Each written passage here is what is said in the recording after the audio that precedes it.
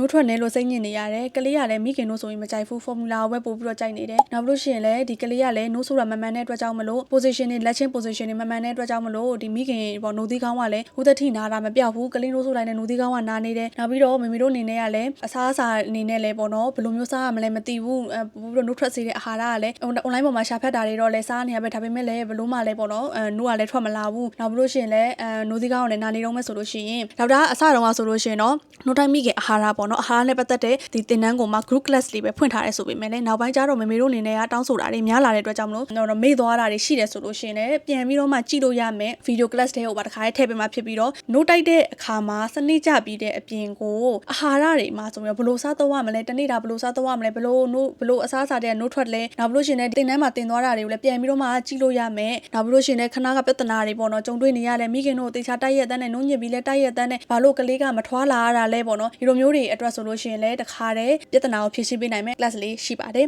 ဒါအပြင်တကယ်လို့များပေါ့နော်ဟိုလက်ရှိရကြတော့နိုးကတိုက်နေပြီဒီမှာမှပြဿနာလေးတွေဖြစ်နေတာပေါ့နော်အဲ့လိုမျိုးလေးတွေကကြတော့ကိုကဖြေရှင်းနေတယ်ဆိုလို့ရှိရင်လည်း consultation လေးရှိပါတယ်ဒေါက်တာနဲ့ direct ဆွေးနွေးလို့ရမယ် solo consultation ရောဒါမှမဟုတ်လို့ရှိရင်လည်း one consultation ရောဒါမှမဟုတ်လို့ရှိရင်လည်း group consultation လည်းရှိပါတယ်အဲ့တော့မိမိတို့ရဲ့ပြဿနာတွေကိုဖြေရှင်းပေးဖို့ဆိုလို့ရှိရင်ဒေါက်တာရဲ့ဒီချက်ပေါက်မှာလာပြီးတော့မှကိုယ့်ရဲ့ပြဿနာလေးတွေကိုမေးပြီးလို့ရှိရင်ဘယ်လိုမျိုးနဲ့ကိုက်ညီတဲ့ service ကိုရရှိမလဲဆိုတဲ့ဟာကိုတော့ admin တို့ကပြန်ပြီးဖြေချပေးသွားမှာဖြစ်တဲ့အတွက်ကြောင့်မလို့ခုပဲချက်ပေါက်ကိုလာကြည့်လိုက်တော့နော်